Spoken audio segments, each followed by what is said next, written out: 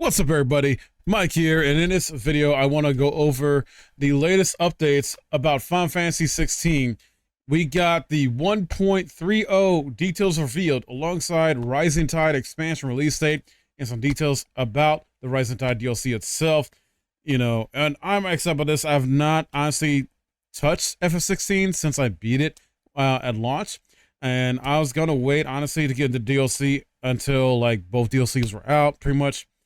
And yeah, because I wanted to like go into them kind of back to back. So most likely I'll be trying to pick up, that DLC expansion pass. I believe it's like $25, which saves you like $5 on the total DLCs respectively altogether. Because I believe the previous one was like $10, and then Rising Tide expansion should be like $20. But yeah. Very exciting stuff. This happened over the weekend. Well, Friday, there was a panel at PAX East. Yoshi P was part of that panel. I did a reaction video to it if you want to check it out as well. And they were talking about many details about it without being too spoilery about things. And I appreciate that. And the stuff they showed off and talked about was very cool, very impressive. Love the artwork. Love the direction we're going. So like that, the new powers and abilities they're adding to. And there's going to be some quality of life changes they're going to be adding to the game too with the 1.30 update that's coming soon. So very cool stuff to get into here. Let's dive into it. So first up, we got a release date for the DLC for next month, April 18th. If April wasn't already somewhat stacked a bit, not necessarily too stacked, but we already got Stellar Blade, dropping late next month. We also got, if you're interested in this other RPG, Ayuden Chronicle 100 Heroes dropping late next month. And then on top of that, we got the FF14, FF16 crossover event early next month as well, too. That's happening. So, it's going to be a bit busy month for, I would say, gamers in general, just a bit. And of course, with the release date, they dropped a new trailer for the DLC, showing off a much better look at how the story content will expand upon Clive and Echo's journey. It seems to be shaping up to add even more cinematic encounters to a game that is known for larger-than-life battles. But the trailer's real highlight has to be the battle between Ifrit and Leviathan. But here's a bit more details about the trailer and what it features. So this is a quote. An unmarked letter arrives at the hideaway containing a request most curious. The dominant of Leviathan, long-lost icon of water, is in need of rescue. The synopsis says, to heed this call, Clive and his companions must journey to Mysidia, a hidden land under a blue sky, where they will uncover the tragic history of the forgotten people. And as far as I know, I believe this is going to be the second and final DLC as part of the expansion. The previous one being Echoes of the Fallen, that was released back in December. And this being the next one here, it's going to be adding more content. And from the PlayStation blog post, some details that he'd mentioned there's new additions, including increased level caps of 60 for the story and action focused modes, and 110 for Final Fantasy mode. The DLC will also give Clive a set of new watery icon abilities, while those looking for in-game content will find extra challenge and leaderboards to climb in a new edition called Kairos Gate. I believe that's how you pronounce it. They pronounce this Kairos Gate. And from what I gathered about the Kairos Gate, it's something reminiscent of like, I think kind of like the Devil May Cry 5, like palace thing in there, where it's like got different like levels and ways like that, but also has some kind of roguelike elements to it, where there's some permanent unlocks you can get, as well as there's temporary unlocks I believe you can get as too to buff yourself and whatnot. And each like stage or level is going to be more challenging than the last.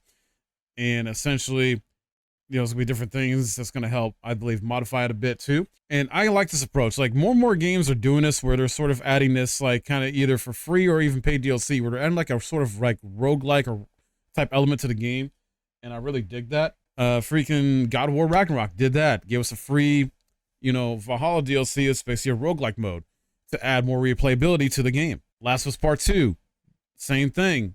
It wasn't for free, but they added No Return, which is a roguelike mode, to a single player game.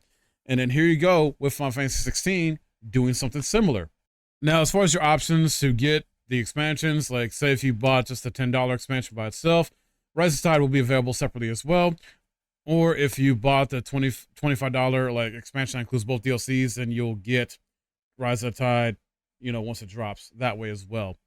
Those who purchase either option will receive a reimagined version of the Cortana from Final Fantasy 14, as well as Torn from the Heavens and through the Maelstrom orchestration rolls for the Highway. Now on to the update version 1.30. Some details they revealed and talked about. They'll arrive free for all Final Fantasy 16 players on April 18th too, alongside Rising Tides DLC. There are some quality of life improvements here I want to go into. They're adding return to a quest giver immediately with the new quick complete function, icon updates for important character quests, a new skill set feature which allows players to save up to 5 unique feats and ability sets. Freaking amazing. I love that one especially. Abilities and accessories adjusted for easier use.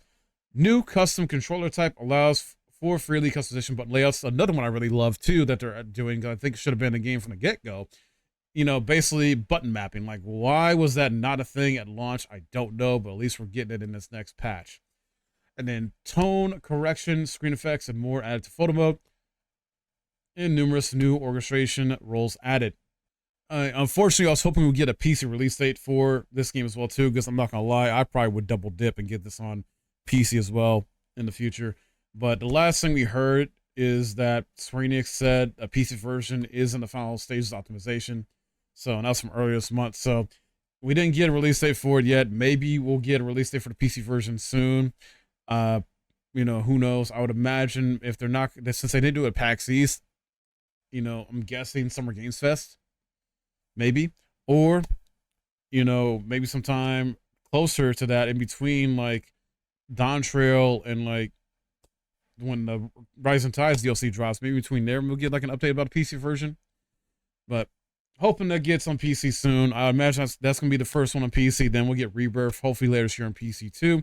I don't know for sure, but I'm just speculating and just hoping for the best and trying to be optimistic in that regard, because both of these games, 16 and Rebirth, are PlayStation exclusives. Now, Rebirth ends like end of May. 16 ended, I think, end of last year in December. So these things take time. These things take time.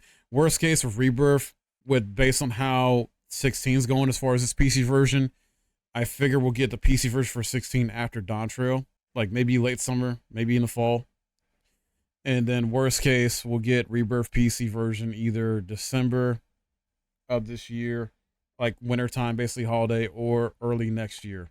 I know it sucks, but yeah, that's just the reality of the business, because stuff takes time for these PC versions of the game. So just be patient, guys, and hopefully this was helpful to you and it made you excited to play the expansion for 16 and everything that was talked about and showcased there. I know I'm excited for this, and the fact that, you know, adding that roguelike mode, Kairos Gate as well too. That should be a lot of fun.